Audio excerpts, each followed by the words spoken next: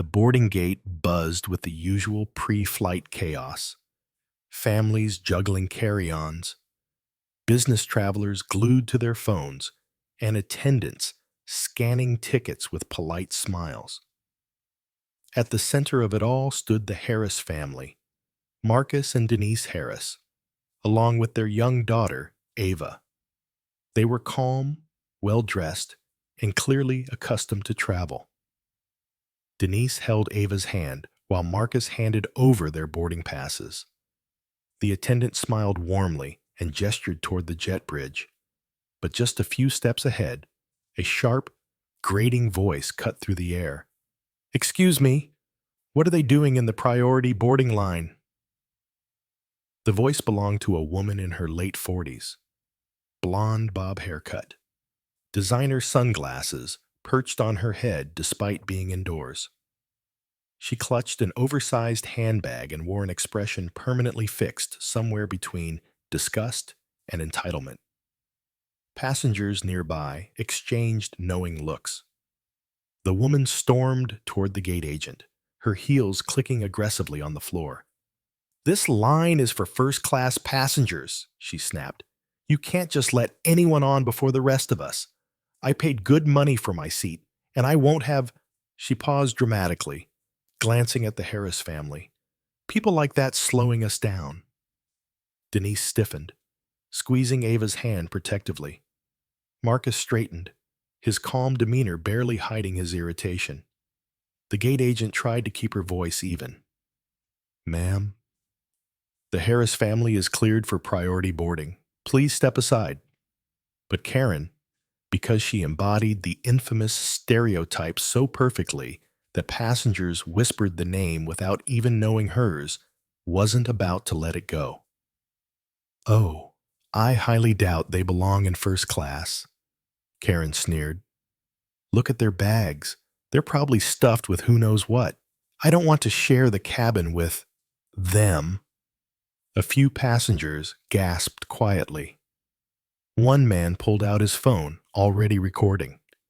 Marcus took a slow breath. "Ma'am, our seating isn't your concern." Karen rolled her eyes dramatically. "Oh, don't play the victim card. I'm just saying what everyone's thinking. Some of us actually belong up there." Then, in a shocking burst of entitlement, Karen strode over to the luggage cart, where the Harris family's neatly stacked carry-ons sat, waiting to be loaded. With one swift motion, she shoved a bag off the cart. It tumbled onto the floor, hitting the ground with a loud thud. Gasps erupted from the surrounding passengers. Ava whimpered, clinging to her mother's leg. "Excuse me." Denise's voice sharpened, but Karen ignored her, already reaching for another bag. "You people are always trying to sneak into spaces that aren't yours," Karen snapped. "Not today, not on my flight." Before Marcus could step forward, the gate agent rushed over. "Ma'am, stop this immediately. You can't—" "Oh, please," Karen scoffed. "You know as well as I do they don't belong up there. I'm doing you a favor by pointing it out." The recording phones multiplied.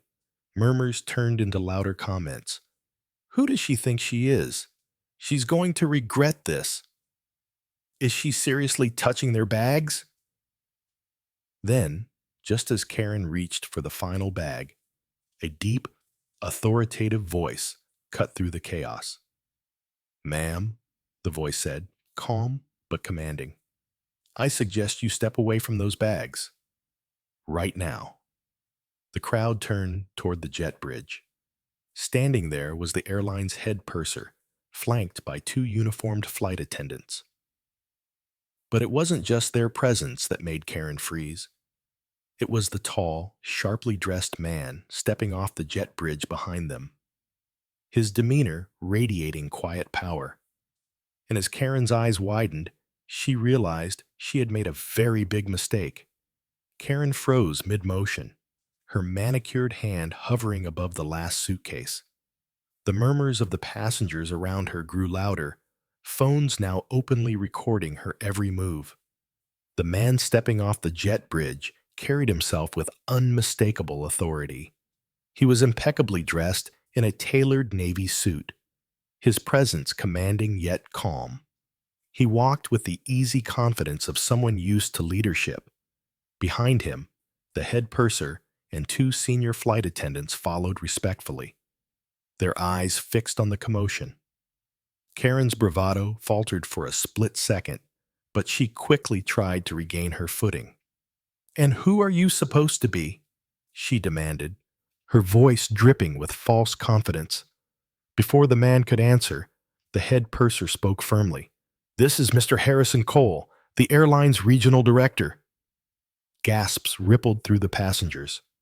Several stopped recording long enough to whisper to one another. Karen blinked. "Regional director?" "Yes," the purser said curtly. "And he's also here today to personally accompany a very important passenger on this flight." Karen crossed her arms, still defiant. "Well, good. Maybe you can explain to him why these people." She gestured at the Harris family with thinly veiled disdain. "Are trying to board first class like they belong there. I'm only protecting the integrity of the cabin. You can't just let anyone in." The room fell silent. The regional director turned his gaze slowly from Karen to Marcus and Denise, and then his face softened into a warm smile. "Marcus, Denise, Ava," he said, his tone filled with genuine respect. "I'm so glad you made it. We were expecting you." Karen's mouth fell open. Denise smiled politely, though her grip on Ava's hand remained tight.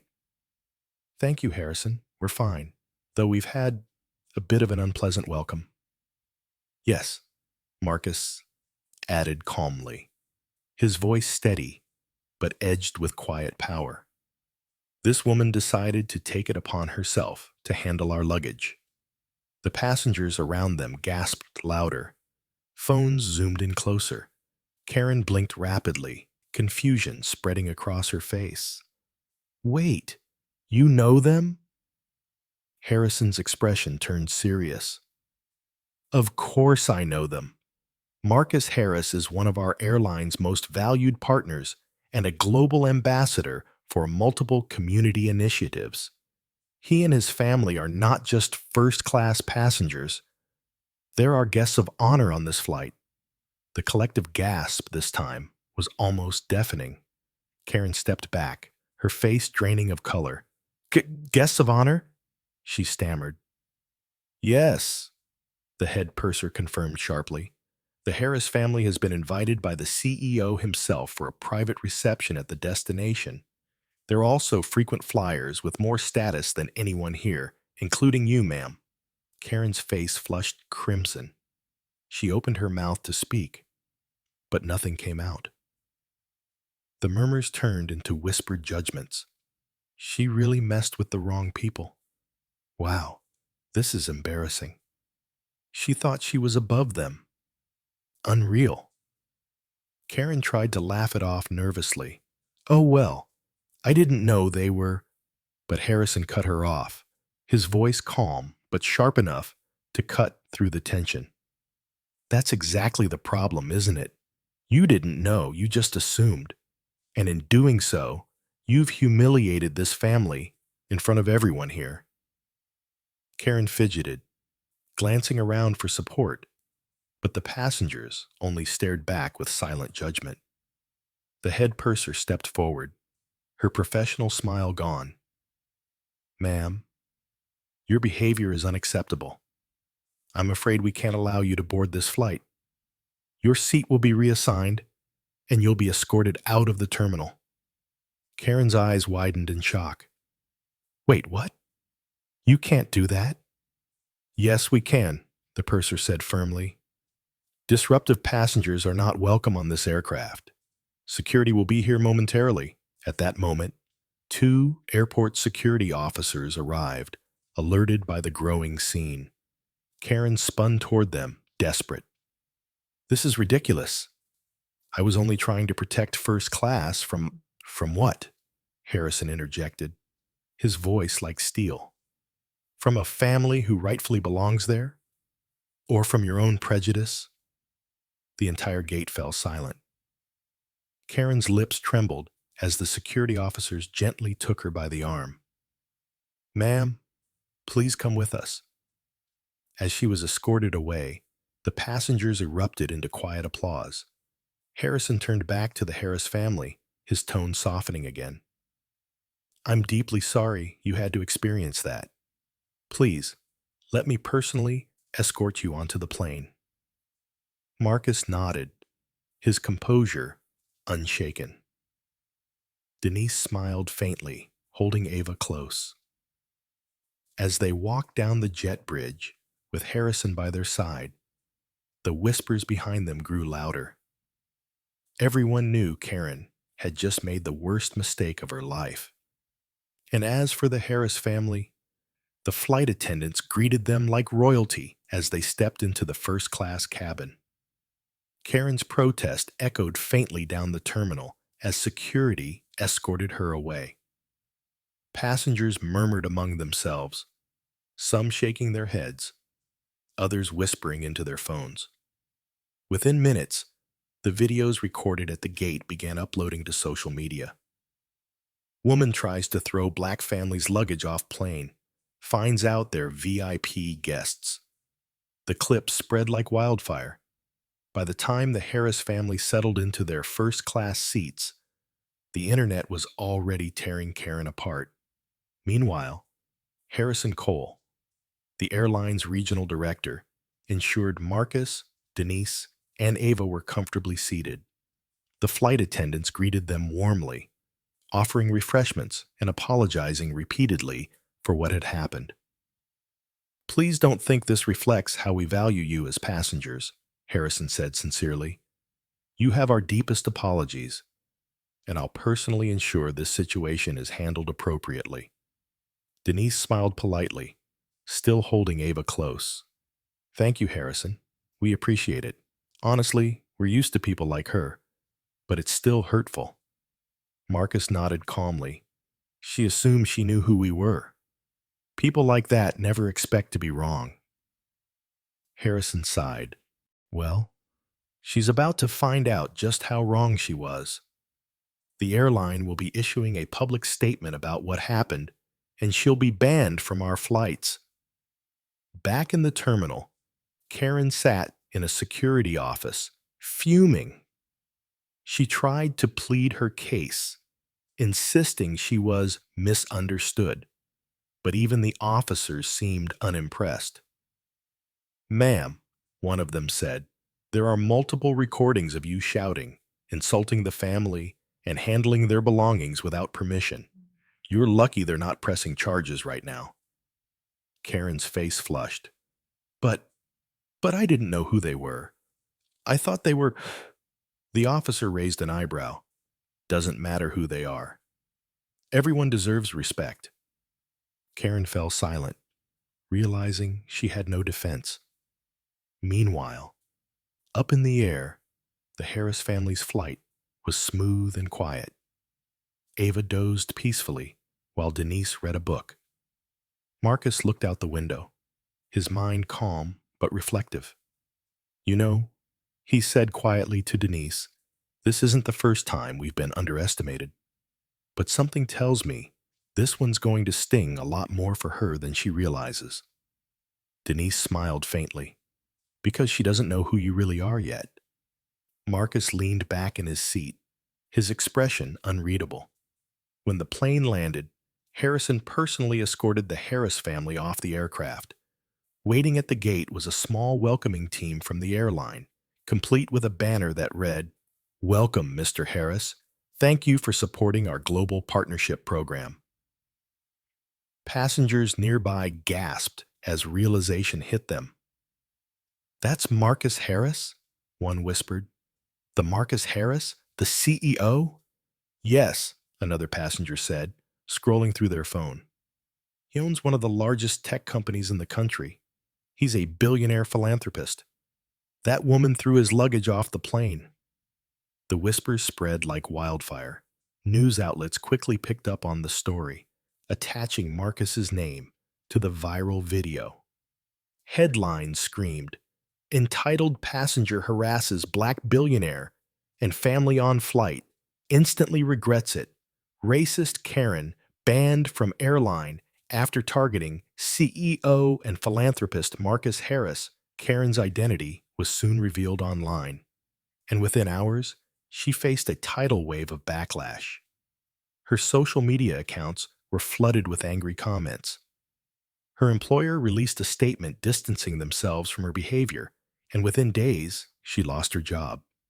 Meanwhile, Marcus remained calm and composed, declining interviews. "This isn't about humiliating her," he told Harrison during a follow-up call. "It's about showing that this kind of behavior has no place anywhere. Not on planes, not in offices, not in life." Harrison agreed.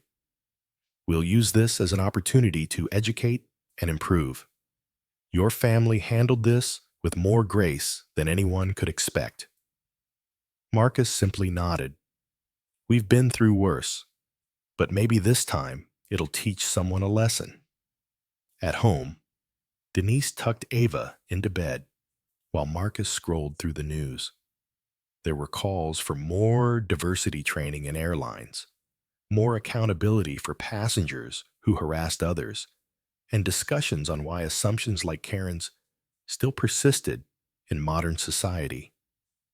Denise joined him on the couch. "Do you think she learned anything?" Marcus shook his head slightly. "Maybe. Or maybe the world will learn around her. Either way, what she did won't go unnoticed."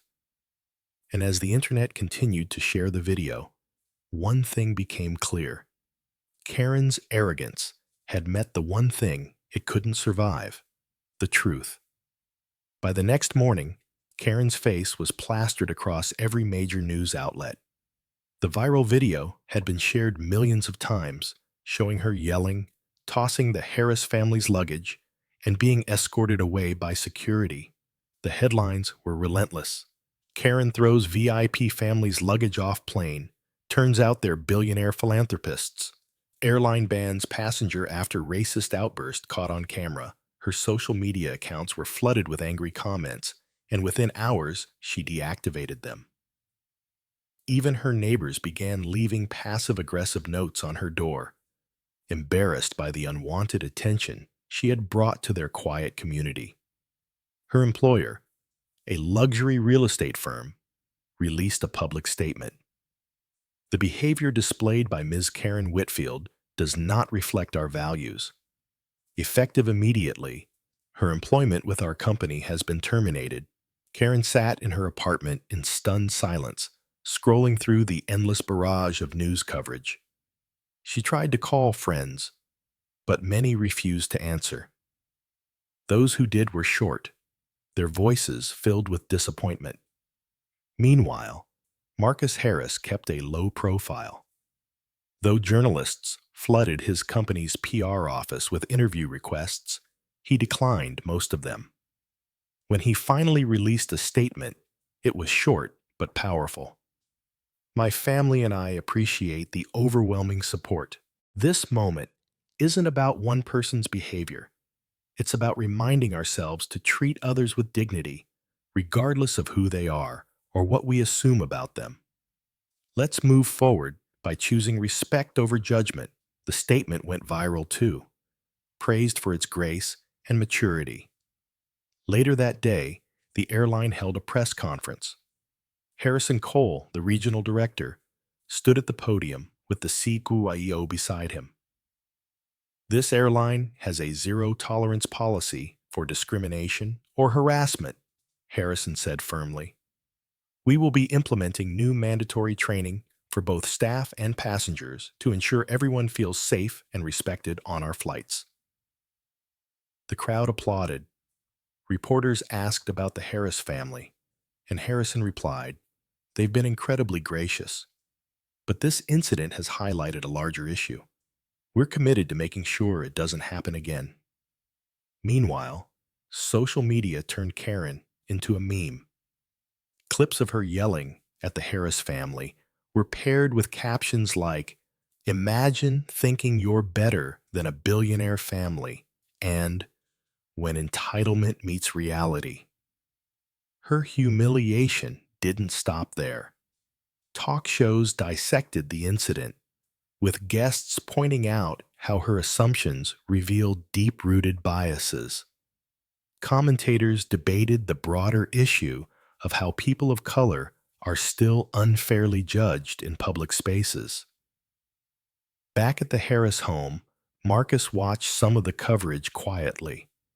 Denise walked in, carrying Ava on her hip. "Are you okay?" she asked softly. Marcus nodded. "I'm fine. I just hope this actually sparks a conversation. It's not about me. It's about what people like her think they can get away with." Denise sighed. At least this time, it was caught on camera. She couldn't hide it. That evening, Marcus agreed to a short interview with a respected journalist. Sitting calmly in his office, he spoke about the incident without anger. "It's easy to assume this was about status," he said, "that she only regretted it because she learned who we are. But dignity isn't reserved for the wealthy. We all deserve respect, no matter what someone thinks we look like or where they think we belong." The interview resonated deeply, sparking online discussions about everyday prejudice and how it often goes unchecked when the victim isn't someone in a position of influence. Meanwhile, Karen tried to issue a public apology. She recorded a shaky video, claiming she had been stressed and misunderstood, but no one bought it. Comments flooded in, calling her insincere and pointing out that her words on camera were crystal clear. The fallout only grew worse. Karen's Homeowners Association issued a complaint about the media attention she brought to their neighborhood, and she received notice from her airline loyalty program that her memberships were revoked indefinitely. In contrast, Marcus received an outpouring of support from communities worldwide. Schools invited him to speak about kindness and humility. Organizations asked him to partner on initiatives promoting respect and inclusivity in public spaces. At home, Ava looked up at her father with innocent curiosity. "Daddy, why was that lady mean to us?" Marcus knelt down to her level and smiled softly. "Because sometimes people forget how to be kind, but it's our job to remind them." And as the video continued to circulate, Karen's arrogance became the very thing that exposed her and reminded the world what real dignity looks like. The fallout for Karen deepened with every passing day. The viral video continued to dominate social media, now with millions of views and endless reposts. Her name became a trending topic for all the wrong reasons. Talk shows, podcasts, and even international news outlets covered the incident as an example of how prejudice still existed in everyday spaces. Her apology video, shaky and poorly delivered, was torn apart online. Commentators pointed out her lack of accountability, noting how she focused on her stress rather than the harm she caused. Late-night hosts mocked the video with biting humor, while activists used it as a teaching moment. Meanwhile, her employer's swift termination led to a domino effect. Other professional networks cut ties with her. Her country club revoked her membership. Invitations to social events disappeared overnight.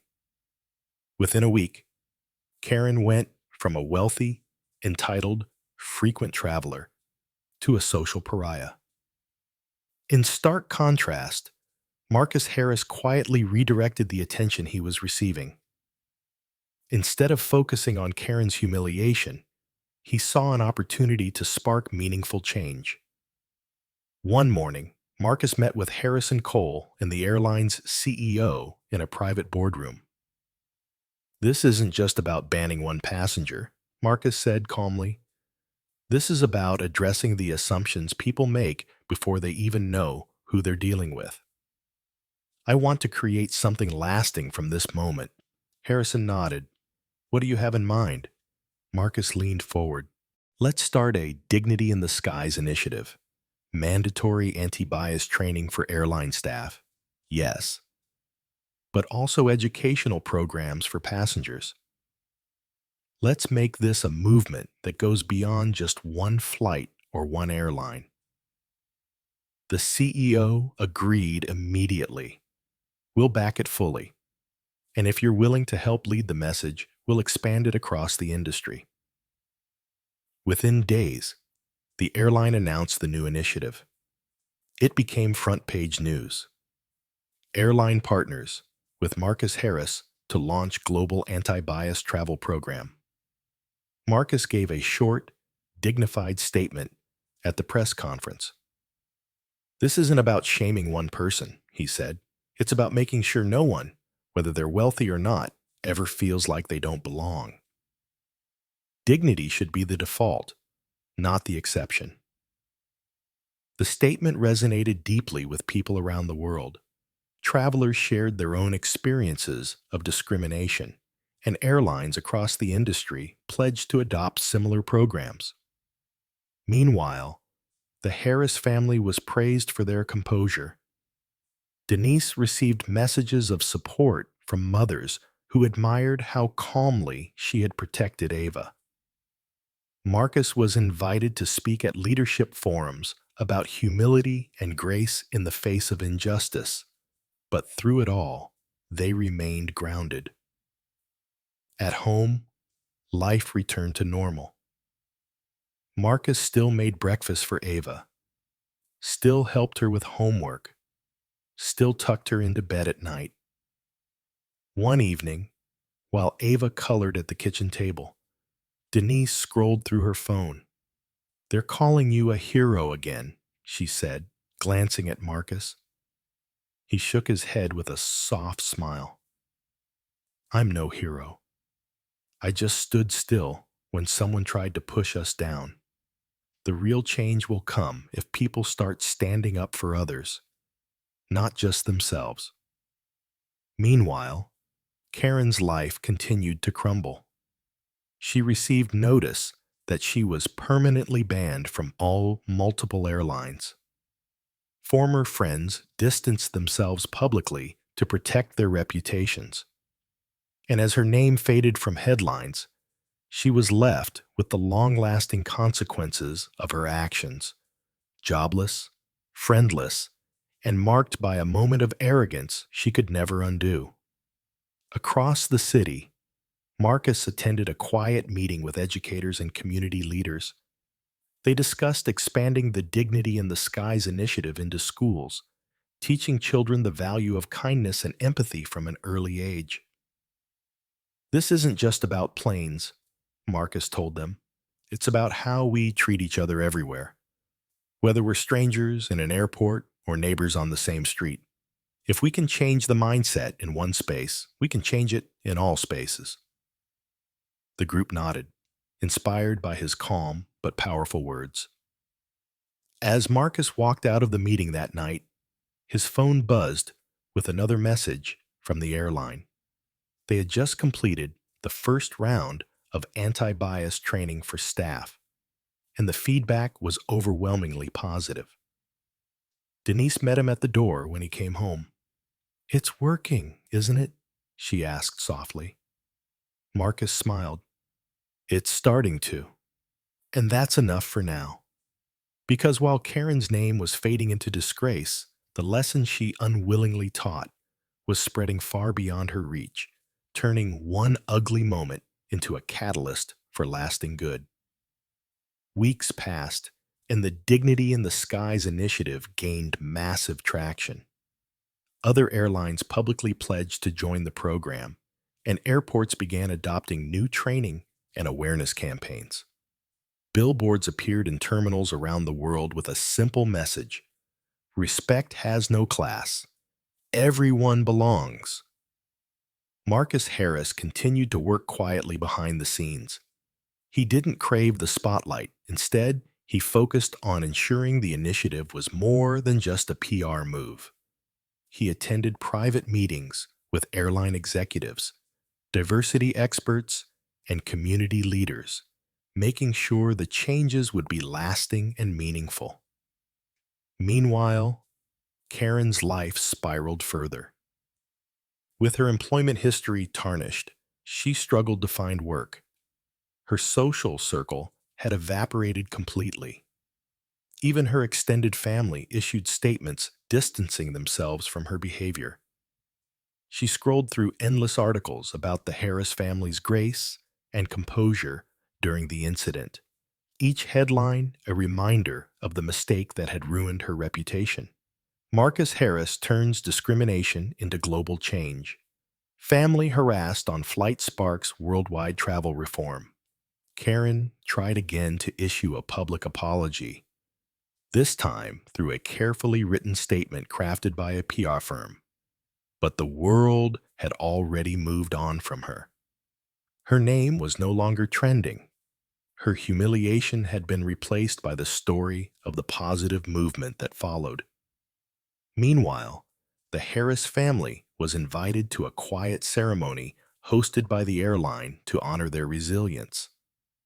Harrison Cole welcomed them personally, standing in front of an audience of airline staff, community leaders, and passengers. Today, Harrison began, we acknowledge a family who chose dignity when they were met with ignorance. Marcus, Denise, Ava, you reminded us what it means to handle injustice with grace. And because of you, our airline, and now our industry, is better. The crowd stood in applause as Marcus stepped forward. He spoke simply, his voice calm but powerful. This moment isn't about me or my family. It's about what we choose to do when faced with someone's prejudice. We can't change every heart overnight, but we can change how systems respond. Today, I am proud to say that change has begun. After the ceremony, passengers approached Marcus quietly, thanking him for inspiring hope. A flight attendant shared her own story about facing discrimination from passengers and how the new program was already making her job feel safer. Because of you, she said with tears in her eyes, I finally feel like someone cares about what we go through. Marcus smiled gently. This was never just about us. It's about all of us. Meanwhile, Denise spent her time working with schools to create a kindness in transit program aimed at teaching children about empathy, respect, and inclusion from an early age. Ava, now a bit older, sometimes accompanied her parents to these events, shyly handing out small cards that read, Be kind, everyone belongs. Back at the Harris home, the family kept life as normal as possible despite the global attention. Marcus continued his philanthropic work, funding programs for underserved communities. Denise focused on Ava's education and their family foundation. They never bragged about what had happened. They simply lived as they always had, quietly, humbly, with integrity. Across the globe, airports began displaying plaques with the Harris family's story, reminding travelers that kindness should never be conditional. One plaque read, In honor of those who remind us, respect should never have a boarding class. And while the world embraced the lesson, Karen faded into obscurity. Her name became a cautionary whisper, mentioned only when people talked about the dangers of unchecked entitlement. Months later, Marcus received a letter from a group of airline staff. Because of you, we've seen a real change in how passengers treat us and each other. Your moment of dignity became our daily hope. Thank you for turning something ugly into something powerful. Marcus read the letter quietly and placed it in a drawer with dozens of others like it. That night, Denise asked softly, Do you think it really made a difference? Marcus nodded slowly. I know it did, and it will keep making a difference long after people forget the incident. Because while Karen's arrogance had been fleeting, the lesson it exposed had become permanent, a movement of respect that no one could undo.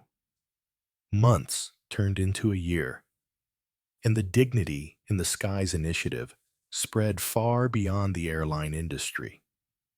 Train stations, bus terminals, and even cruise lines began adopting the same anti-bias policies. Travel organizations around the world signed pledges, committing to create spaces where respect was not optional but standard. Marcus Harris continued working quietly, focusing on building sustainable programs rather than chasing publicity. He traveled to different countries, meeting with transportation leaders and community advocates. Everywhere he went, people shared their own experiences of discrimination in transit and how the initiative had already started to change things. One afternoon, Marcus stood in a bustling airport lounge in London where a new plaque was being unveiled. It bore an inscription in multiple languages. Inspired by the Harris family, let kindness guide your journey. The crowd applauded as Marcus cut the ribbon, but he kept his speech brief.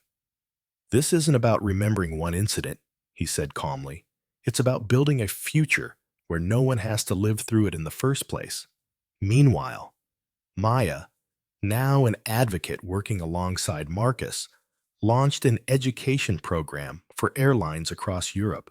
She trained staff not only in cultural awareness, but also in conflict de-escalation, ensuring that no traveler would ever face the humiliation the Harris family had endured. Deshawn took the mission even further. As a policy advisor, he drafted legislation proposing passenger protection laws to hold individuals accountable for harassment in public transit. Within months, several countries had passed versions of the law, citing the Harris incident as the spark for reform. Back home, Denise focused on community programs, working with schools to teach children about empathy and respect. Ava, now more aware of the incident that started it all, often asked simple yet profound questions. Why did that lady hate us for no reason? She asked one evening. Denise knelt beside her. Sometimes people forget that we're all the same inside.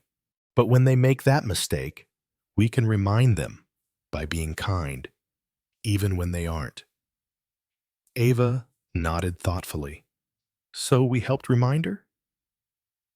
Denise smiled softly. Yes, sweetie. And we reminded a lot of other people too. Meanwhile, Karen's life remained in shambles.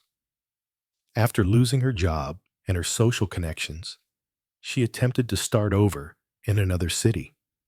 But the internet never forgets. Her name was forever linked to the viral video.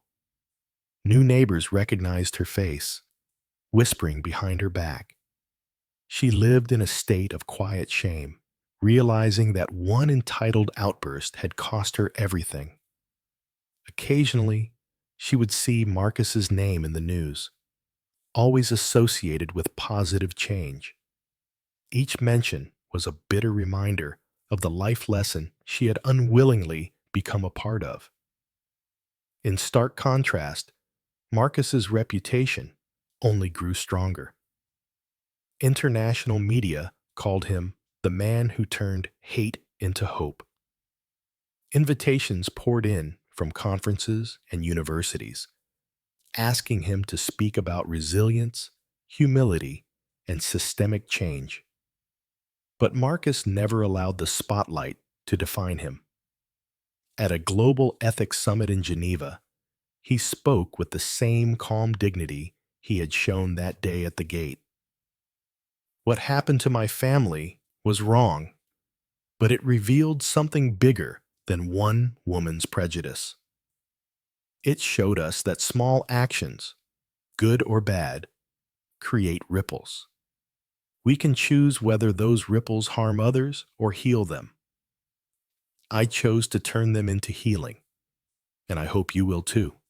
The audience rose in a standing ovation. Later that evening, back in their quiet hometown, Marcus and Denise sat on the porch watching Ava play in the yard. Denise leaned on Marcus's shoulder. "Can you believe how far this went?" she asked softly. Marcus smiled faintly. "It started with one moment, but it belongs to everyone now." Across the globe, in airports, stations, and transport hubs, travelers were reminded of that truth every day. Posters and signs carried the same message in countless languages. Respect belongs everywhere. Because Karen's moment of cruelty had been erased, overshadowed by the light of a movement she never intended to ignite. 2 years after the incident, the Dignity in the Skies initiative had become a permanent global standard. Airports, airlines, and major transport companies around the world adopted its policies. Signs promoting respect and inclusion were now as common as boarding instructions. Travelers noticed the difference. Staff were better trained, passengers were more mindful, and conflicts that once escalated were now handled with care and professionalism. Marcus Harris continued his work quietly, avoiding personal spotlight, but ensuring the movement stayed alive. He partnered with Maya and Deshawn to create the Global Transit Respect Network, a coalition of international leaders who shared the same vision: to make public travel spaces safe and respectful for everyone. At the network's first global conference in Singapore, leaders from dozens of countries gathered to share progress. Maya took the stage, her voice confident and clear. This all began because one family experienced injustice and chose to meet it with grace instead of anger. Marcus Harris showed the world that humility can spark change more powerful than hate. Today, that spark lights airports, train stations, and bus terminals around the world. The audience applauded, many nodding with admiration. Meanwhile, back home, the Harris family lived peacefully. Ava, now older, proudly shared her family's story at school events, not as a tale of humiliation, but as a lesson in kindness. Denise continued working with community programs, turning the incident into a teaching moment for children. One evening, Ava came home from school holding a drawing she'd made of her family standing in front of the airplane. "Mommy," she said, "we learned about being brave today. I told my class what happened to us and how you and Daddy didn't get mad. You made the world nicer instead. My teacher said that was real bravery."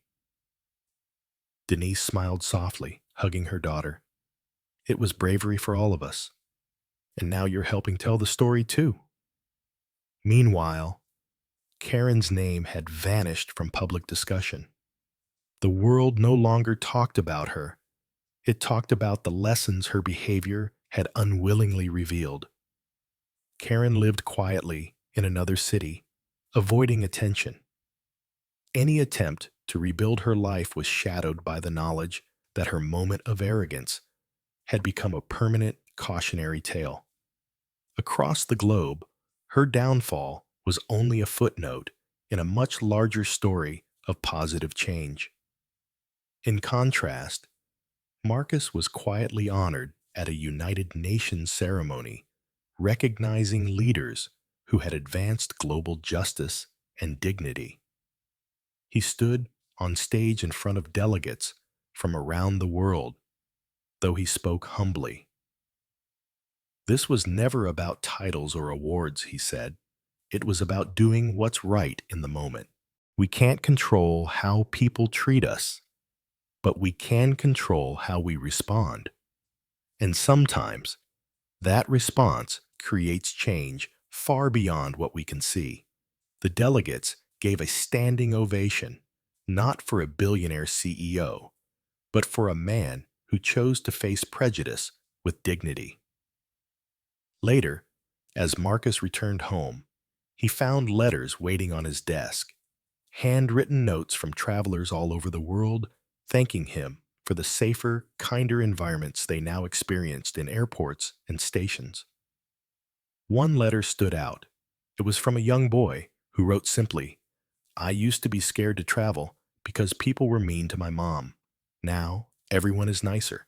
Thank you for helping." Marcus placed the letter gently in a box with all the others. That evening, he sat with Denise on the porch as the sun set. She leaned against him, her voice soft. "Do you think this will keep going, even after us?" Marcus smiled faintly, watching Ava play in the yard. "It already is. It doesn't belong to us anymore. It belongs to everyone who believes in it." Because the truth they chose that day, grace over anger, dignity over retaliation, had grown beyond a single flight, beyond a single family. It had become a living movement that no one could erase. And miles away, in her quiet apartment, Karen remained forgotten. The world had moved on, leaving her name behind while carrying forward the lesson she had unwillingly taught. Because when courage is shared, it becomes endless, spreading farther than hate ever could. Years after that unforgettable day at the boarding gate, the Global Transit Respect Network had become more than just a program. It was a movement embedded into daily life. Airports, train stations, bus terminals, and even rideshare companies carried the same message in countless languages: travel with dignity, treat everyone with respect. Marcus Harris watched this evolution quietly from the background.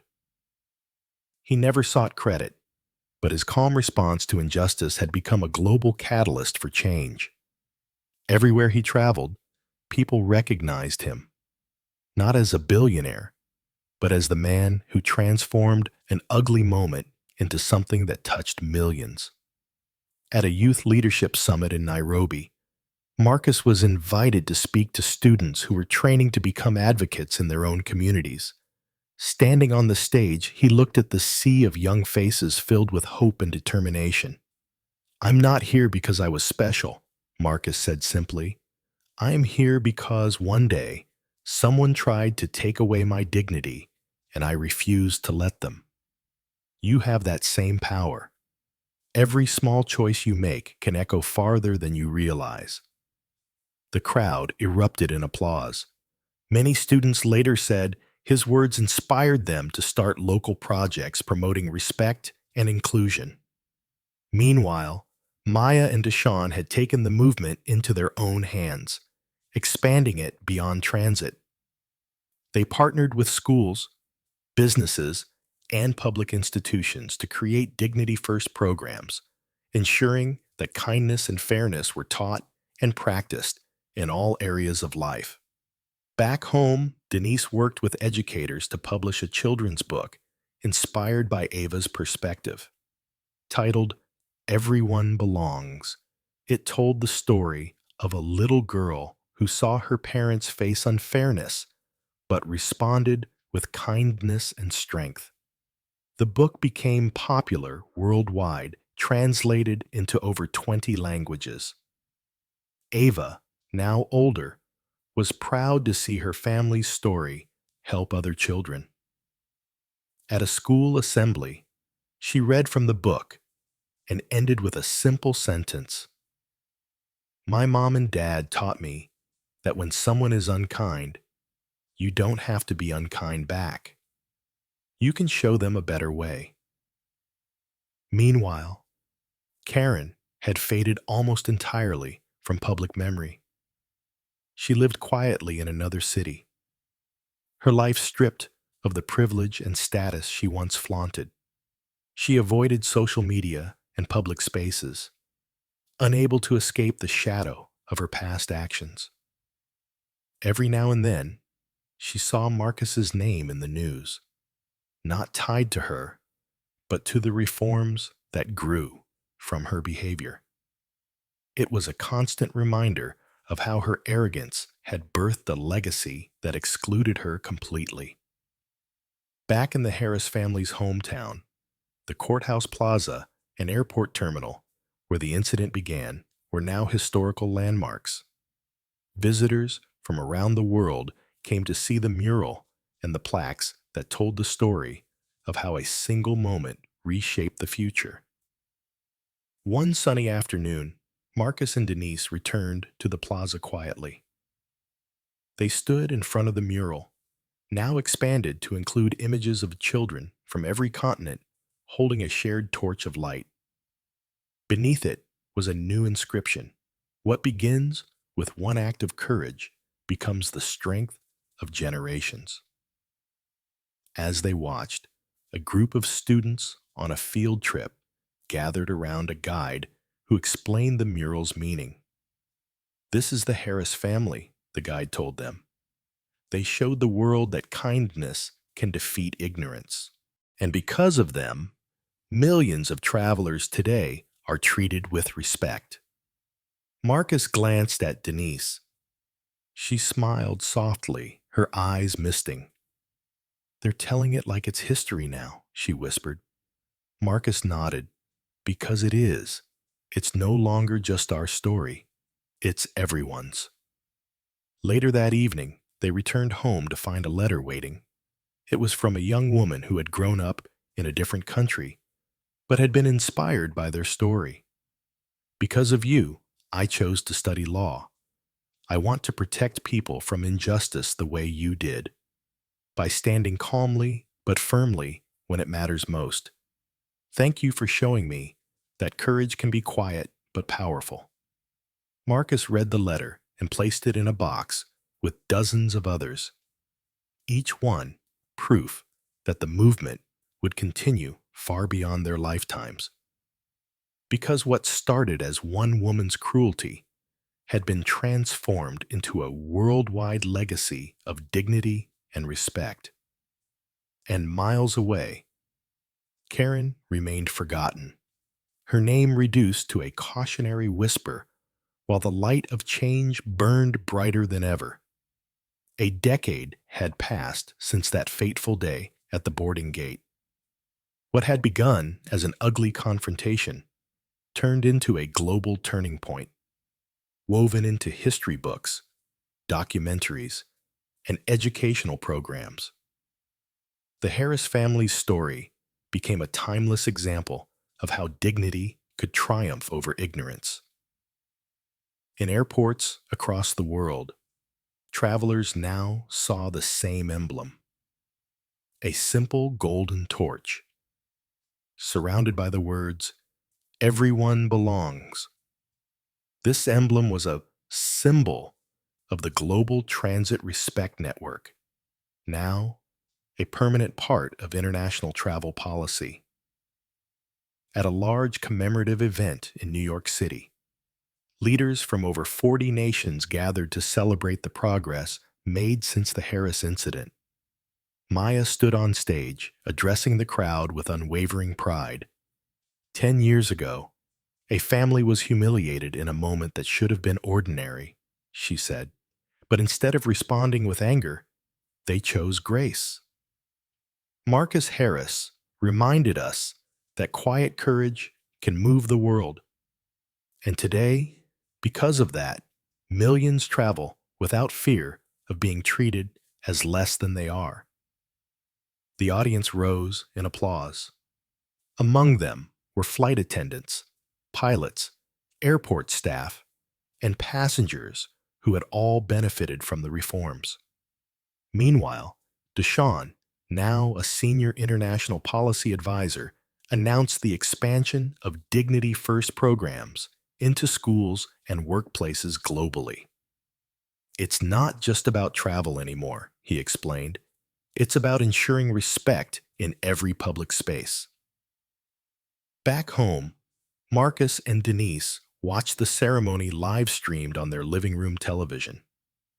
Ava, now a teenager, sat between them, her eyes shining with pride. They're still talking about it after all these years, Ava said softly. Marcus smiled gently.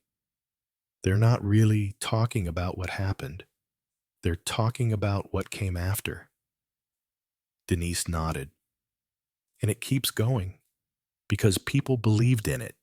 That evening, Marcus received a personal call from the airline's current CEO. We're dedicating a new international terminal in your family's honor, the CEO said. It will have a permanent exhibit about the movement you inspired. We want future generations to know why these policies exist. Marcus paused for a moment, humbled. Thank you. But make sure it's not just about us. Make it about everyone who worked to make things better.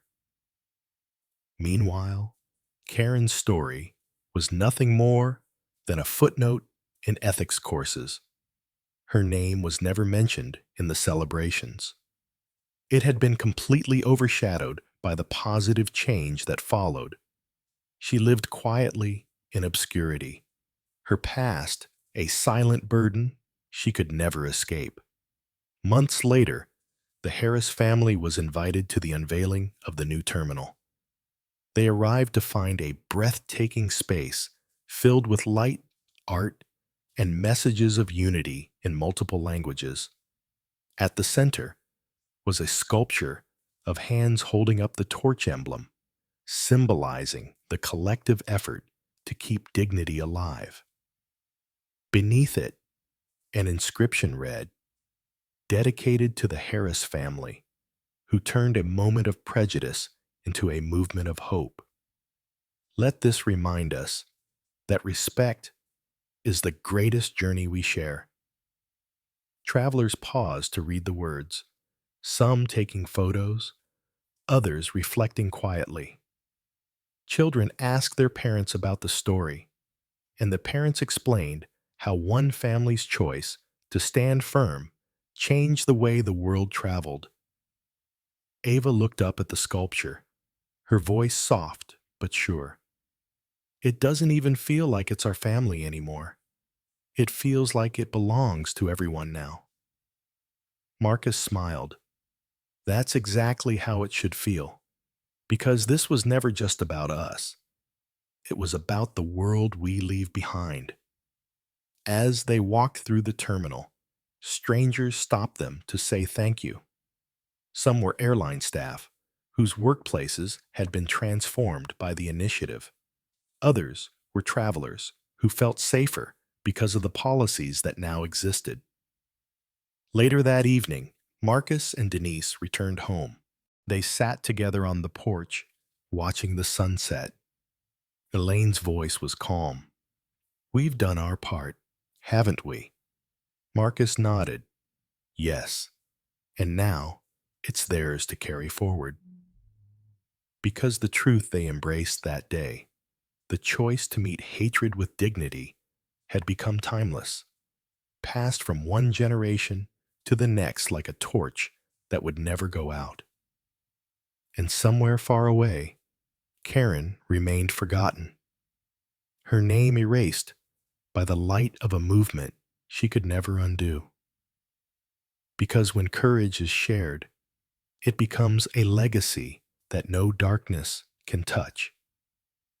Years continued to pass, and the legacy of that single incident grew even deeper. The Global Transit Respect Network had evolved beyond travel. Now, it was part of global education, workplace culture, and public policy. What started at an airport gate had reshaped how societies approached equality in shared spaces. Ava Harris, now a young woman, stepped naturally into the movement her parents had inspired. Though still humble like her father, she carried herself with quiet confidence, She studied international relations, determined to build on the work Marcus had started. At her university's graduation ceremony, Ava was chosen as the keynote speaker. Standing before her classmates, she shared the story that had shaped her life. When I was a little girl, my family was treated unfairly in a moment that should have been ordinary. But instead of responding with anger, my parents chose dignity. They taught me that kindness is stronger than hate. Because of them, and because of all of you who believe in fairness, people all over the world now travel without fear of being treated as less than they are. That's the power of choosing the better way. Her speech went viral, praised for its wisdom and sincerity. People saw in her the same calm strength they admired in Marcus and Denise. Meanwhile, Maya had expanded the Dignity First programs to reach hundreds of millions of people, teaching empathy in schools and workplaces worldwide. Deshawn continued drafting laws for global standards on passenger rights and anti-bias protections. Together, they ensured the reforms would not fade with time. Back home, Marcus and Denise lived quietly but proudly. They often received updates about new justice hubs being built in remote areas, about communities transformed by policies that were born from their experience. Letters still arrived weekly from people whose lives were changed by the initiative. One day, a letter arrived from a young boy in Brazil. It read, "Before, my mom was scared to travel because people treated us badly, but now it feels safe. I want to thank you because you made the world nicer for families like mine." Denise read it aloud, her voice soft with emotion. Even after all these years, it's still reaching new people. Marcus smiled. That's how you know it's bigger than any one of us. It's living on its own now. Meanwhile, Karen's life remained a quiet shadow of what it once was. She moved frequently, always hoping people wouldn't recognize her, but the internet never forgets. Her name came up only occasionally, and always in the same context, a lesson about how one moment of arrogance can define a lifetime. Across the globe, however, her name no longer mattered. What mattered was the light that followed her darkness, a movement that erased her legacy completely. At the annual Global Dignity Summit in Geneva, Ava was invited to speak alongside Maya and Deshawn.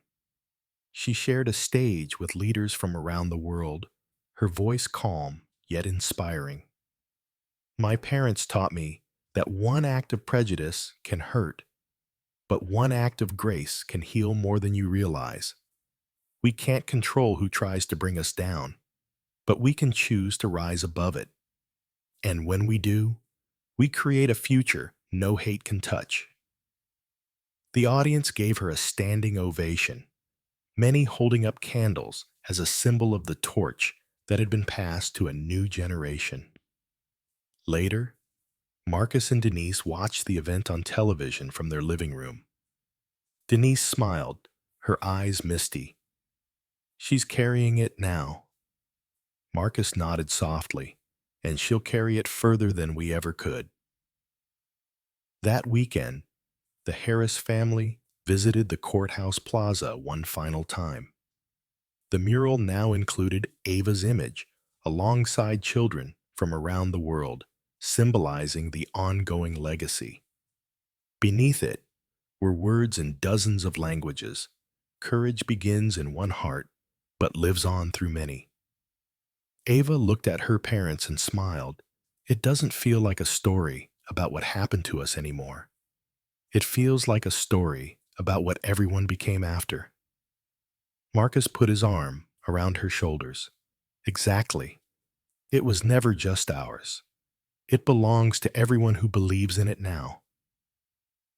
Because the truth they chose that day, the decision to face hatred with dignity, had become a global promise that no prejudice could erase. And far away, Karen remained an afterthought, her name buried under the weight of the progress she never intended to inspire. Because when courage is shared, it becomes endless, flowing into the future long after the moment has passed. Years later, the story of the Harris family was no longer just a memory.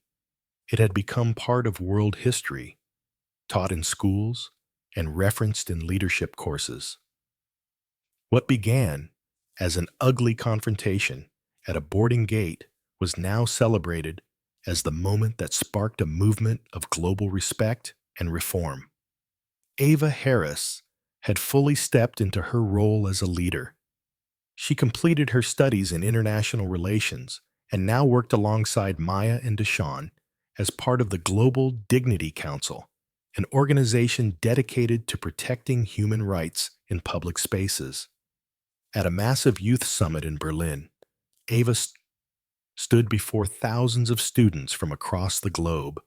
"My parents didn't plan to change the world," she told them, her voice calm, but filled with quiet strength. They simply refused to let someone else define their worth. That choice created ripples, ripples that became waves, waves that became a tide of change. And now, it's your turn to carry that tide forward. The audience erupted in applause, holding up small lanterns that filled the stadium with soft light, a symbol of the courage passed from one generation to the next. Meanwhile, Maya expanded the Dignity First programs to include online spaces and workplaces, ensuring respect extended far beyond travel. Deshawn worked with international policymakers to create a global passenger bill of rights, giving travelers legal protections against discrimination worldwide. Back in their quiet hometown, Marcus and Denise watched these developments from afar with quiet pride. They no longer needed to attend events or give interviews. Their work was done. The movement had taken on a life of its own. One afternoon, Ava returned home to visit her parents.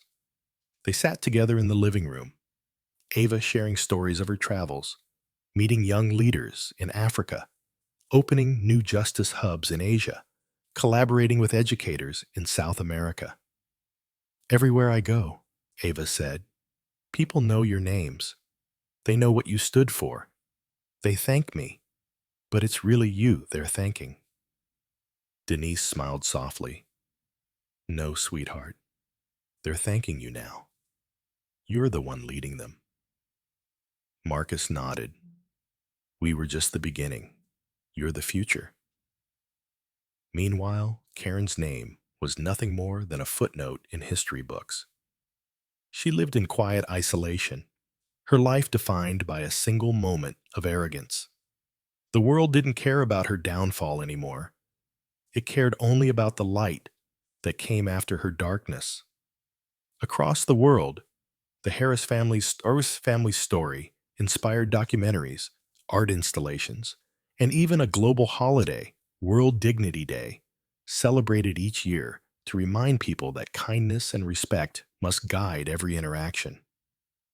On the first World Dignity Day, Ava was invited to speak at the United Nations. Leaders from across the globe filled the assembly hall as she stood at the podium, wearing a simple white dress and carrying herself with the same quiet confidence as her father. "My parents taught me that dignity is not given. It's lived," Ava said. "It is in the way we choose to treat one another, especially when it's hardest." Today, we honor not just their moment of courage, but the millions of moments that followed it. Moments when people around the world chose respect over prejudice. This is how we change the world. One moment, one choice at a time. The delegates rose in a standing ovation, many wiping tears from their eyes. Back home, Marcus and Denise watched the broadcast on television, holding hands. Denise leaned her head on Marcus's shoulder and whispered, "She's taken it so much further than we ever dreamed." Marcus smiled faintly, "And she'll keep going, because it doesn't belong to us anymore. It belongs to everyone who believes in it." Later that week, the Harris family visited the courthouse plaza one final time. The mural was now fully completed, stretching across multiple buildings. It showed faces of every generation, children, students, leaders, connected by a single glowing torch of justice. At the very bottom was a final inscription in every major language: "One moment of courage can change the course of humanity." Ava stood in front of the mural, quietly reading the words. "It doesn't feel like just our story anymore," she said softly. Denise smiled. "That's because it isn't. It's the world's story now." Marcus nodded, feeling a peaceful weight lift from his shoulders. "And that means it will live on long after we're gone, because the truth they chose that day, to meet hatred with grace, had grown beyond borders, beyond generations, beyond even their names." And miles away, Karen remained forgotten, a shadow erased by the very light she tried to dim. Because when courage becomes a legacy, it becomes eternal. Years passed, and Ava Harris became a recognized global leader in her own right, no longer just the daughter of Marcus and Denise Harris. She had carved her own path as an advocate for dignity and justice. She spoke at universities, advised governments, and led youth programs that trained the next generation to lead with empathy and integrity. At an international summit in Paris, Ava addressed a crowd of thousands. Delegates from over 50 countries listened attentively as she shared the movement's journey. "My parents showed me that courage doesn't always roar. It stands quietly but firmly when the world expects you to shrink," Ava said, "and that quiet strength changed everything." Today, it's not just a story of one family. It's a story of millions who believe in the same truth. That respect should never be conditional. The audience rose in a thunderous standing ovation. Cameras flashed as Ava stepped down from the stage, greeted by students from around the globe who saw her as a mentor and inspiration. Meanwhile, Maya and Deshawn worked alongside Ava, expanding the Global Dignity Council to include new initiatives for schools, workplaces, and online communities. What started with airports now touched every public space, creating a culture shift that once seemed impossible. Back home, Marcus and Denise watched their daughters rise with quiet pride. Their lives had become serene and simple. Marcus spent mornings tending to the garden, while Denise enjoyed reading and volunteering at local community centers. They no longer needed to attend events or interviews. Their legacy was now in Ava's capable hands. One afternoon, Ava visited her parents. They sat on the porch, the warm breeze carrying the laughter of children playing nearby. "You know," Ava said softly, "wherever I go, people still talk about you. They thank me, but it's you they're really thanking." Denise smiled gently. "No, Ava, they're thanking you now. You've turned what we started into something so much bigger." Marcus nodded, his voice calm. "We lit the spark, but you made it a fire. And that's exactly what we hoped would happen." Meanwhile, Karen's existence was little more than a forgotten shadow. She lived quietly, far removed from the world she once thrived in. When people occasionally mentioned her name, it was only as a brief reminder of the arrogance that triggered a movement she could never erase. The focus had shifted entirely. Across the world, World Dignity Day was celebrated annually, honoring acts of kindness and courage in public spaces. Travelers left handwritten notes at airports, thanking staff and fellow passengers for showing respect. Schools held assemblies where children shared stories of empathy and inclusion. At one such celebration in Tokyo, Ava unveiled a new initiative, the Legacy Torch Program, a mentorship project connecting young advocates to experienced leaders in social justice. Every torch of courage has to be passed, Ava told the crowd. The more hands it touches, the brighter it burns. The program gained worldwide support, ensuring that the movement would never fade. Back in their hometown, Marcus and Denise decided to visit the courthouse plaza one more time. The mural had grown into a sprawling masterpiece that wrapped around multiple buildings. It now showed 3 generations: Marcus and Denise, Ava, and countless young people from around the world, all connected by a single glowing torch. Beneath it, a new inscription had been added: Courage begins in one heart, but its light belongs to the world. Marcus stood silently, taking in the sight. Denise slipped her hand into his and whispered, "It's incredible. Look what it became." Marcus smiled faintly. "It's not just ours anymore. It hasn't been for a long time, and that's how you know it's real." As they turned to leave, they saw a group of students arriving for a field trip. The guide pointed to the mural and said, "This is where the world learned that one quiet moment can change everything." Denise glanced back at the children, her eyes misting. "They'll carry it further than we ever could." Marcus nodded. "They already are." Because the truth they chose that day, to meet hate with dignity, had become immortal, living on in every act of kindness inspired by their story. And somewhere far away, Karen's name remained buried in the past, forgotten by the very world she once tried to belittle. Because when courage becomes a legacy, it belongs to everyone, forever. Years passed, and the Global Dignity Council became one of the most respected organizations in the world.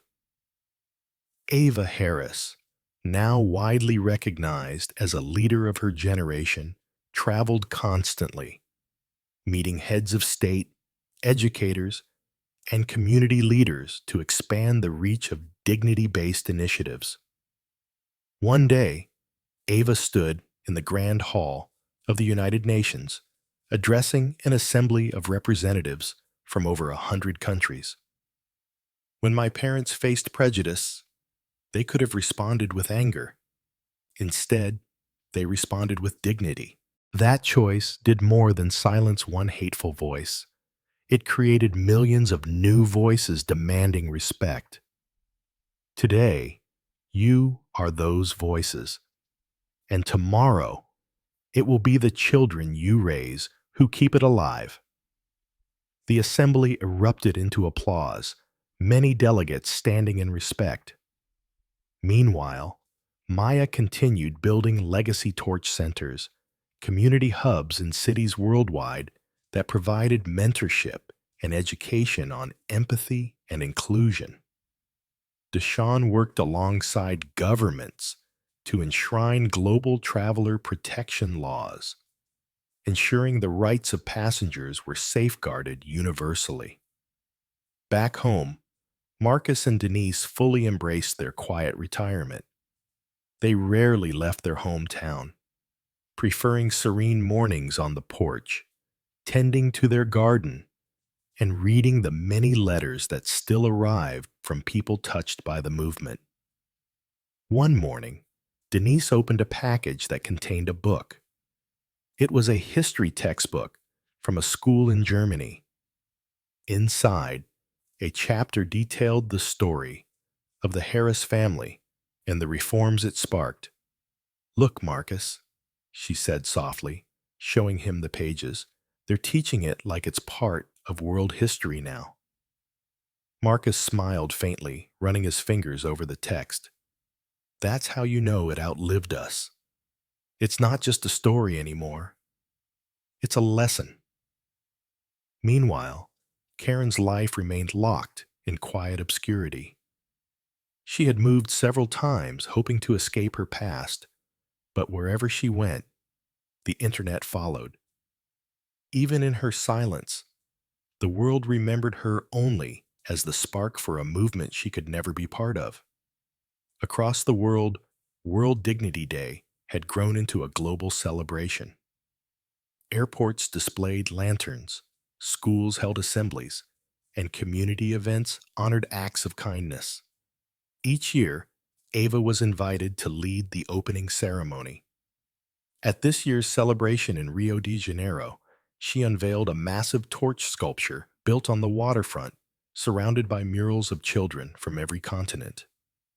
"This torch doesn't belong to one family or one moment," Ava said to the gathered crowd. "It belongs to all of us who choose respect, even when it's hardest. Keep carrying it forward." The crowd held up candles, their light reflecting off the sculpture, creating a breathtaking glow against the night sky. Later, Ava visited her parents, who watched the ceremony live from their home. "You spoke beautifully," Denise said when Ava walked through the door. Ava smiled. "I just said what you taught me." Marcus nodded, his voice quiet but firm. "And you'll teach them. That's how it keeps going." The next weekend, Marcus and Denise made one final visit to the courthouse plaza. The mural there had expanded yet again, now wrapping around an entire city block. It featured not just their faces, but Ava's, Maya's, Deshawn's, and countless others who carried the movement forward. At the center of the mural was the golden torch, surrounded by the words, "One moment of courage can change a life. Many moments can change the world." Families from different countries gathered around, taking photos, reading the inscriptions in their own languages. Children pointed at the torch, their parents explaining what it meant. Denise took Marcus's hand. "It doesn't feel like it's about us at all anymore." Marcus smiled softly. "That's because it's not. It belongs to them now." As they turned to leave, Ava stood quietly behind them, looking at the mural. She knew that her parents' journey had built the foundation, but the future was hers and the world's to carry forward. And miles away, Karen remained a distant memory, her name long forgotten, while the lesson she unwillingly sparked lived on.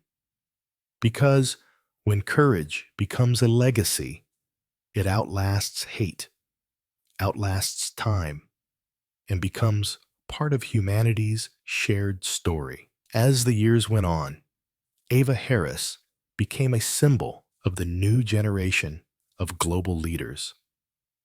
She spent her days traveling between countries, mentoring young advocates, and helping them create local programs rooted in the same principles her parents had lived by. In Cape Town, she launched a youth academy where students learned about leadership through empathy.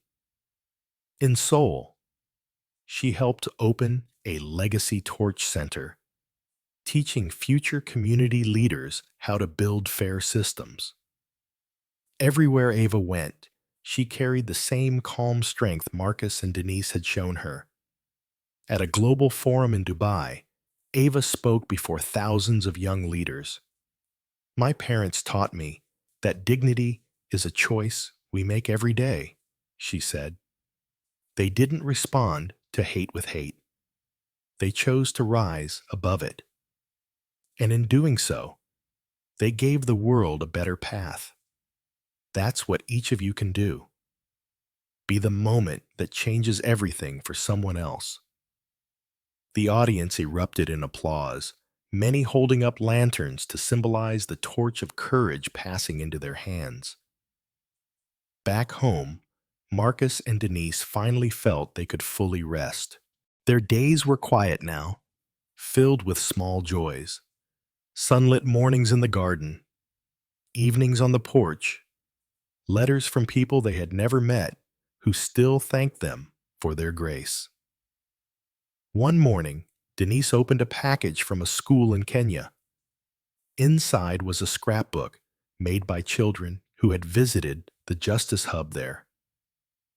On one page was a drawing of a plane with smiling passengers of every background sitting together.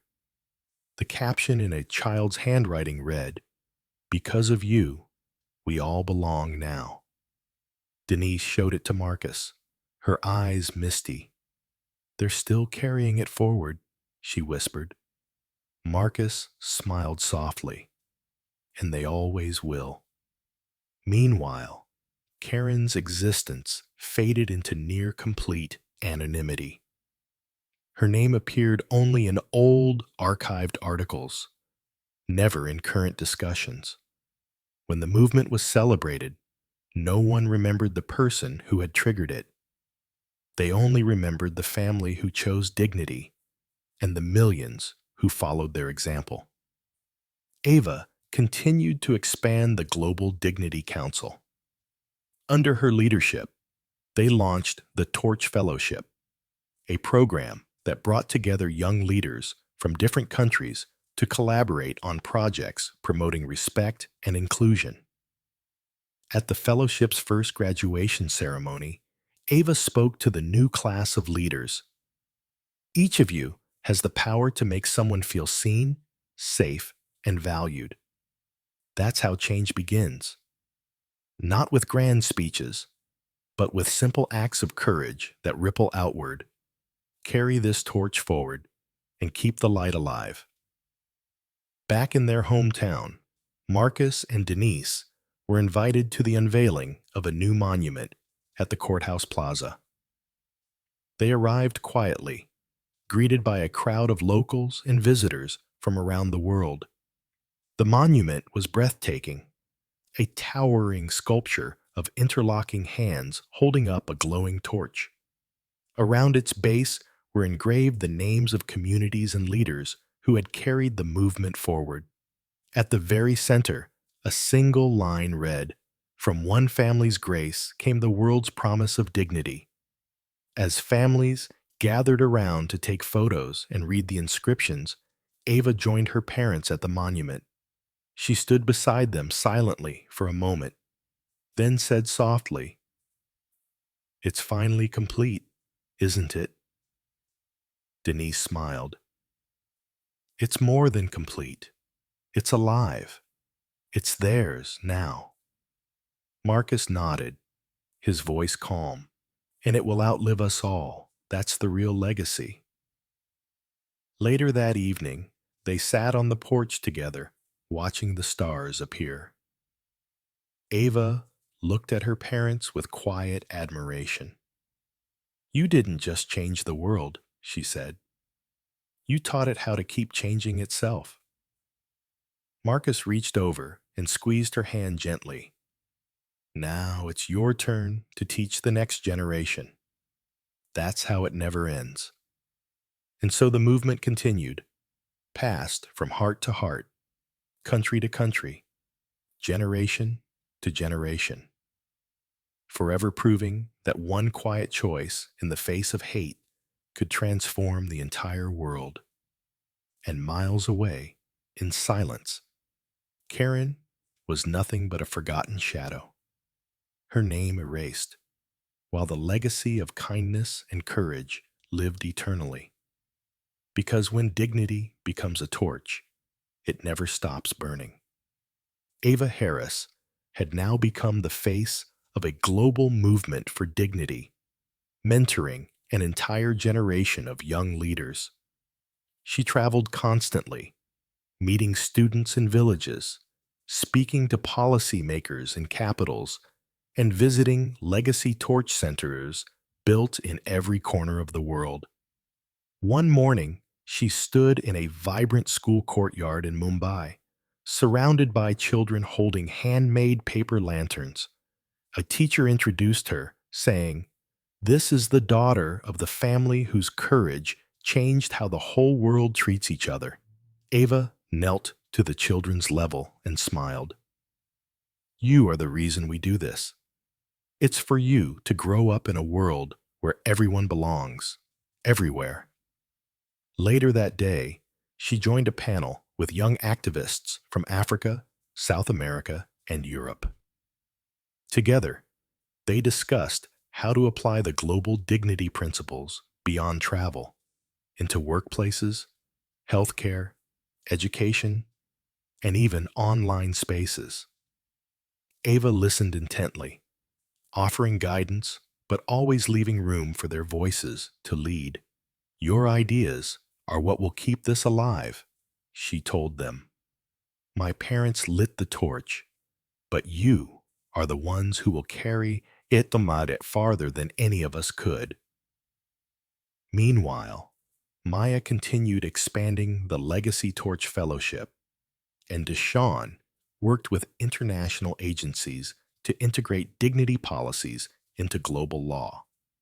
The trio had become a united force for change, proving that what began as one incident was now an unstoppable movement. Back in their hometown, Marcus and Denise watched Ava's work unfold with quiet pride. They no longer attended ceremonies or gave interviews. Their role had shifted to simple observers, knowing the story no longer belonged to them. It belonged to the world. One afternoon, Marcus sat in the garden reading a letter. It was from a young man in Argentina who had been part of the fellowship. "Because of your family's example, I started a local initiative that stopped harassment in our bus system.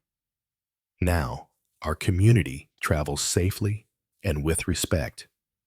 Thank you for showing me that one person's choice can change many lives." Marcus handed the letter to Denise, who smiled softly. "It's still growing, even now," she whispered. Meanwhile, Karen's name was a forgotten whisper of the past. No one remembered the woman who started it all through her arrogance. Her life remained in quiet isolation, overshadowed by the monumental legacy she had inadvertently triggered. Across the globe, World Dignity Day had become one of the most celebrated international observances. On this day, people in cities and villages alike lit candles and lanterns to symbolize the torch of respect. Airports, schools, and public squares were decorated with murals of diverse communities standing together. This year's celebration took place in Rome, with Ava leading the ceremony. Standing in front of a breathtaking torch monument in the heart of the city, she addressed the massive crowd. "My parents taught me that hate is loud, but dignity is louder," she said. "What began as one moment of quiet strength now belongs to all of you.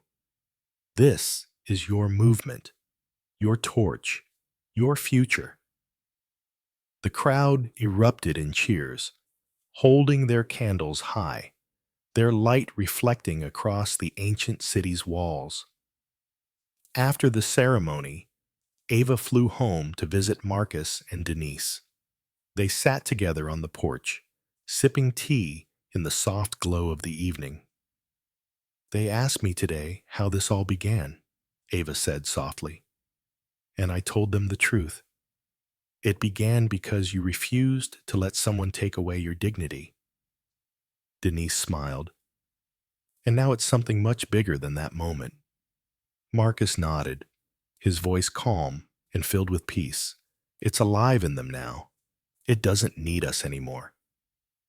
The next weekend, Ava accompanied her parents to the courthouse plaza one final time. The mural had expanded yet again, now showing countless faces, leaders, students, families from all over the world, linked by a single glowing torch that stretched upward into the sky. At the bottom, new words had been added in every major language. When dignity is shared, it becomes eternal. Ava looked at her parents. You started this, but look how they've made it their own. Denise took Marcus's hand. It was never really ours to keep. It was always meant to be passed on. Marcus smiled faintly, watching children laugh and play around the monument. And they'll keep passing it long after we're gone. Because the truth they chose, to face hate with grace, had become immortal, a lesson written not just in history books, but in the hearts of people everywhere. And miles away, Karen's name remained buried, irrelevant, in a world that had long since replaced her darkness with light. Because when courage becomes a legacy, it belongs to everyone forever. Ava Harris had now become the bridge between the past and the future of the movement. She mentored hundreds of young leaders worldwide, helping them create new initiatives that went far beyond the original Global Transit Respect Network. These new programs addressed digital spaces, workplace equality, and even government policies. At a youth summit in Johannesburg, Ava stood before a crowd of passionate advocates. Behind her was a towering torch sculpture surrounded by flags of many nations. My parents taught me that one act of grace can dismantle years of ignorance, she said, her voice calm but filled with power. But they also taught me that it's not enough for one person to stand. You must create a world where everyone stands together. That's what you are here to do. The young leaders in the audience cheered, their candles flickering in the evening breeze. Meanwhile, Maya expanded legacy torch centers into rural areas where dignity education was most needed. Deshawn, now an international policy leader, worked with Ava to draft a global dignity accord, a landmark agreement signed by dozens of countries, promising to protect and promote respect in all public and private spaces. Back home, Marcus and Denise lived fully in peace. They had stepped completely away from public life, trusting that Ava and the next generation were carrying the torch further than they could have ever dreamed. Their days were spent reading, tending their garden, and occasionally watching Ava's speeches online with quiet pride. One afternoon, Marcus received a call from an international university in Switzerland. They were dedicating a new research institute to study the impact of the Harris movement on global society. It would be named the Marcus and Denise Harris Institute for Human Dignity. When Marcus told Denise, she smiled softly. It's not just our names anymore. It's what they stand for. Meanwhile, Karen's name was almost completely erased from public memory. When it did appear, it was only in old documentaries or textbooks, described as the spark that accidentally lit the fire of a global movement she could never belong to. She lived out her days in anonymity, overshadowed permanently by the legacy of the Harris family's grace. On the 15th anniversary of the incident, Ava organized a global torch relay where young leaders in every continent lit candles and lanterns to symbolize the spreading of dignity. The relay ended with a massive ceremony in New York City, where Ava stood on stage holding a simple golden torch. This torch doesn't represent one person, Ava told the crowd. It represents the choice to treat others with humanity, even when it's hardest. My parents made that choice, and now millions of you have made it too. Together, we have proven that kindness is stronger than prejudice, and dignity lasts longer than hate. The crowd erupted in applause, holding their own torches high. The moment was broadcast live around the world, seen by millions. Later, Ava visited her parents to share photos from the event. Denise held one of the pictures, showing thousands of people standing in unity. "Look at this," she said softly. "This is what it became." Marcus smiled, his voice calm. "It's beyond us now. It belongs to the world." That weekend, the Harris family made one final visit together to the courthouse plaza.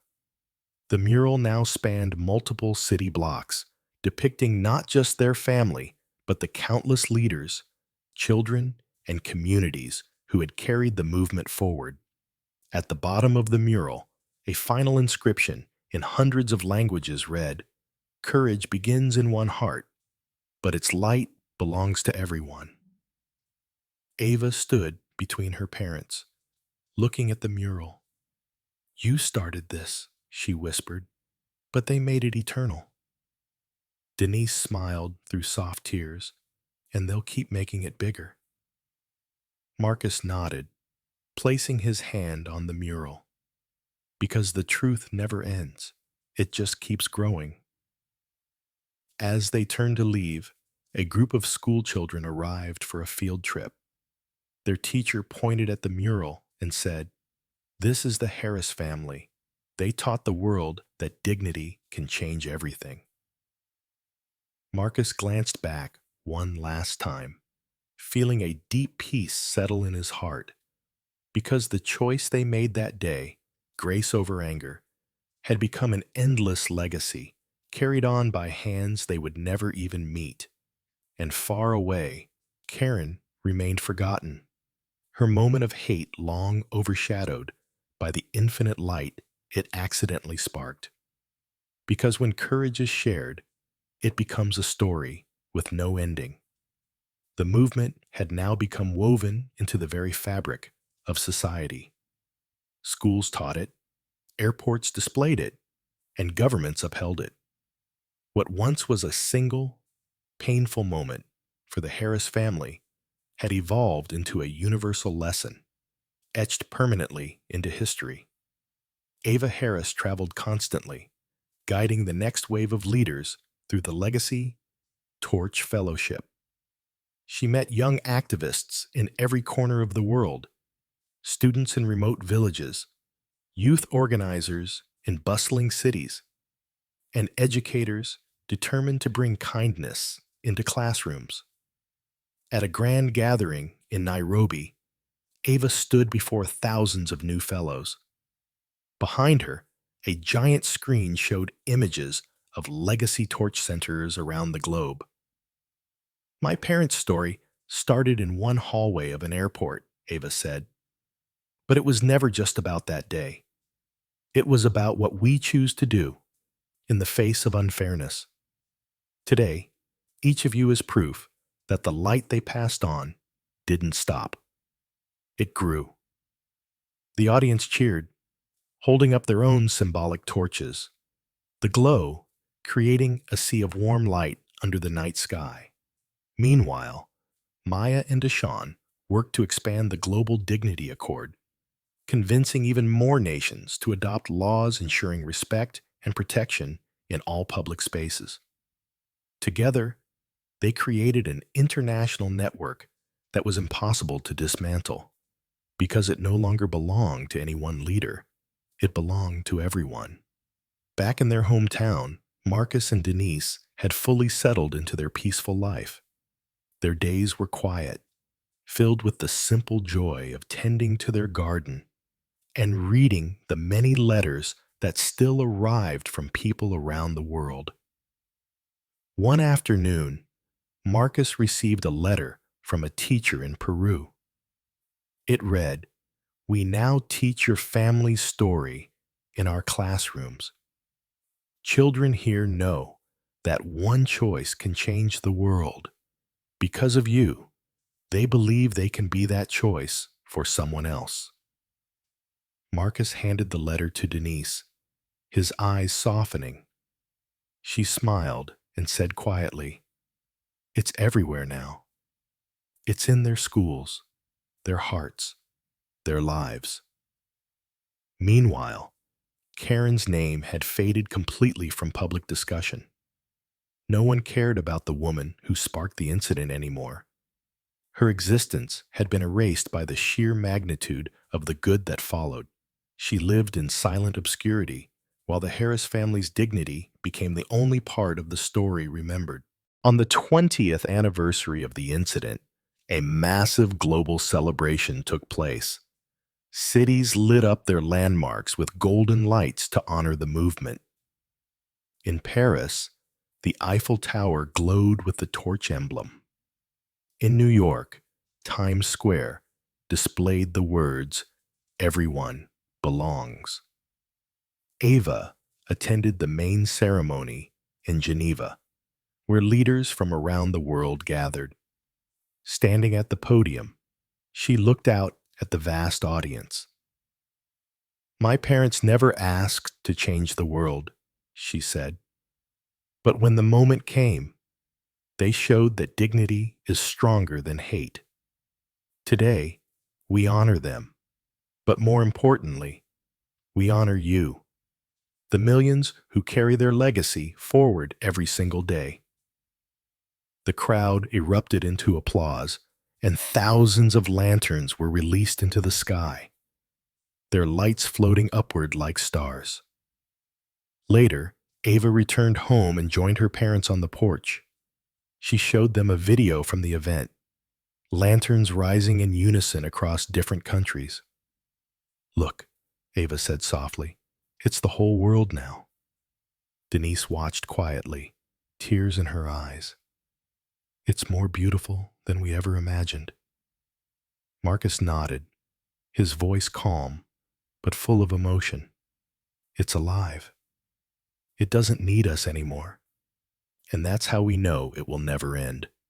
The next morning, the Harris family visited the courthouse plaza one final time. The mural had grown to cover entire city blocks, depicting generations of leaders, children, and communities all connected by the same glowing torch. At the very center of the mural was a final inscription in every known language. "One act of grace can outshine a lifetime of hate."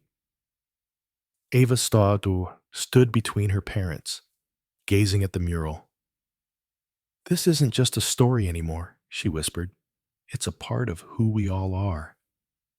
Denise smiled softly.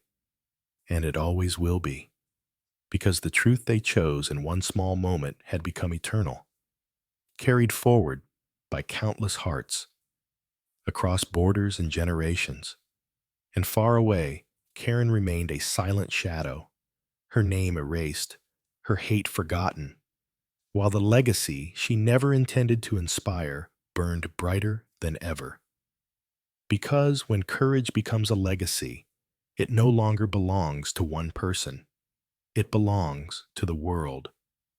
Decades after the original incident, the Harris family's legacy was no longer just a story. It was a cornerstone of global history. Schools, universities, and leadership academies taught it not as an isolated event, but as the spark that reshaped how the world understood dignity. Ava Harris had become a revered mentor for a new generation of leaders. She no longer traveled alone. She brought with her a team of young advocates she'd personally trained. They came from every corner of the world, speaking different languages, but united by one principle: respect belongs everywhere. At a leadership summit in Singapore, Ava addressed these new leaders. Behind her, massive screens displayed images of legacy torch centers from every continent, each one alive with community programs, education, and outreach. My parents faced prejudice and chose grace, Ava said. They turned a hateful moment into a movement that touched every life in this room. But now, it's your turn. The torch has been passed to you. Carry it farther than we ever imagined. The young leaders stood and held up their own symbolic lanterns, their light filling the room. Meanwhile, Maya continued her work as the global director of Legacy Torch Centers, now numbering in the thousands. Deshawn had retired from politics, but left behind a permanent mark: laws in dozens of countries protecting travelers and citizens from discrimination. Back home, Marcus and Denise had grown older, enjoying the final chapter of their lives in peace. Their days were simple: quiet mornings in the garden, afternoons reading, evenings watching Ava's speeches online. Letters still came from around the world, now addressed not only to them, but to Ava and the generations she had inspired. One day, Marcus received a letter from a student in Morocco. I learned about your family in school. Because of your story, I started a kindness project in my city. We are changing lives here, just like you did there. Thank you for showing me it only takes one moment to begin. Marcus handed the letter to Denise, who smiled softly. Even now, it's still growing, she whispered. Meanwhile, Karen's name had completely disappeared from public memory. She was only mentioned briefly in history as an unnamed passenger whose actions revealed a bigger truth. Her life had faded into total obscurity, while the Harris family's legacy had only grown brighter. On the 25th anniversary of the incident, the world celebrated in unison. Major cities lit their landmarks with golden light. Airports, schools, and public spaces held ceremonies. The Eiffel Tower glowed with the torch emblem, while the Sydney Opera House displayed the words "Everyone Belongs" in dozens of languages. The main ceremony was held in Geneva, where Ava stood on stage with hundreds of children from around the globe. She held a torch in her hands, surrounded by the young leaders she had mentored. This torch isn't mine, Ava said. It was never my parents' either. It belongs to everyone who chooses kindness over judgment. Everyone who refuses to let hate have the final word. You are the future, and you will keep this light alive. The crowd erupted in cheers as thousands of lanterns were released into the night sky, their glow spreading across the city. Later, Ava returned home and sat with her parents on the porch. She showed them a video of the celebrations from around the world, children holding lanterns in Tokyo, Paris, Nairobi, and Buenos Aires, all honoring the same message. Look at this, Ava said softly. It's everywhere now. Denise's eyes filled with quiet tears. It's no longer just a movement. It's part of who we are as people. Marcus nodded, his voice calm and full of peace. And it will keep going long after we're gone. That's how you know it's truly eternal. The following weekend, the family visited the courthouse plaza one last time. The mural now stretched across entire city blocks, depicting generations of leaders and children holding hands beneath a single torch of light. At the center of the plaza, a new plaque had been added with the final inscription: "One family's grace reminded the world of its humanity." Ava stood between her parents, gazing at the mural. You didn't just change what happened to you, she whispered. You changed what happens to everyone. Marcus smiled gently. And now it belongs to them. because the truth they chose in a single moment had become a timeless promise carried across generations, nations, and hearts, and somewhere far away, Karen remained nothing more than a forgotten shadow, her hate erased by the endless light it accidentally sparked. Because when courage becomes a legacy, it has no end. The world had changed in ways Marcus and Denise Harris could never have imagined the day they stood silently in that boarding gate. What began as a painful encounter had transformed into a universal promise, a movement immortalized in history books, monuments, and in the lives of millions who now understood what dignity truly meant. Ava Harris had grown into a global leader, admired for her humility and strength. She no longer simply told her parents' story. She had her own, leading initiatives that shaped the future. Her mentorship created a new wave of young advocates who were now stepping into leadership roles of their own.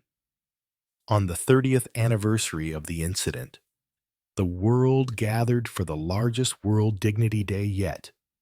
Cities across the globe lit their landmarks with golden light. In New York, Times Square displayed the torch emblem surrounded by the words, "Courage begins with one, but it belongs to all." The main ceremony took place in Tokyo, where Ava stood surrounded by thousands of children holding lanterns. Behind her was a massive projection of the mural from the courthouse plaza, now recognized as a UNESCO World Heritage symbol of unity and respect. Ava raised her voice so it carried over the crowd. "My parents taught me that dignity is not something you wait for. It's something you live." They didn't respond to hate with hate. They chose grace. And from that choice came this movement that belongs to all of you. Today, I pass this torch to the next generation, knowing you will carry it further than we ever dreamed. The children stepped forward, lighting lanterns that were then released into the night sky, filling it with a sea of golden light. Around the world, millions of people watched the moment live, their own lanterns glowing in cities and villages everywhere. Back in their hometown, Marcus and Denise watched the ceremony on television from the quiet comfort of their living room. They saw Ava standing on the stage, her voice calm, yet powerful. The children looking at her with admiration. Denise wiped away a tear and whispered, "She's taken it so far. It doesn't even feel like it began with us anymore." Marcus smiled faintly. "It didn't begin with us. It began with the choice to do what was right. We were just the ones holding it at the start. Now, it's theirs." The following weekend, Ava returned home. Together, they visited the courthouse plaza for what would be the final time as a family. The plaza had become an international gathering place, filled with visitors from all over the world. The mural now stretched across entire buildings, depicting not just Marcus, Denise, and Ava, but generations of leaders who had carried the legacy forward. The center of the plaza featured the Torch of Humanity, a tall, radiant sculpture surrounded by an eternal flame.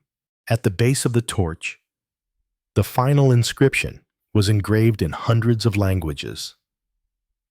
"One act of grace can outlive hate, outlive time, and outlive us all." Ava stood between her parents, looking at the monument in awe. Around them, families from different nations were taking photos, reading the story aloud to their children, and lighting candles in quiet reflection. "They know," Ava whispered. "They all know what this means now." Denise took Marcus's hand, her voice soft. "It's part of them now. It will never be forgotten." Marcus nodded, feeling a calm peace settle over him. It's no longer just our story, it's the world's story, and it will live on without us. As they turned to leave the plaza, Ava lingered for a moment, watching a group of school children place flowers at the base of the monument. Their teacher told them, "This family showed the world that dignity is stronger than hate. And because of them, we all travel through life with more kindness today." Ava smiled gently and followed her parents back home. That evening, they sat together on the porch, the warm glow of sunset painting the sky. Ava looked at her parents, now older but peaceful, and said softly, "You didn't just change what happened to us. You changed what happens to everyone." Marcus placed a hand on hers. "And now it's your turn to help others change the future." Denise smiled. "And they'll pass it on again and again." Because what began as a single moment of cruelty had been transformed into an eternal legacy of kindness, passed from generation to generation, beyond borders, beyond time. And far away, Karen's name remained buried, irrelevant, and forgotten, while the movement she unwillingly sparked lived on forever in the hearts of people everywhere.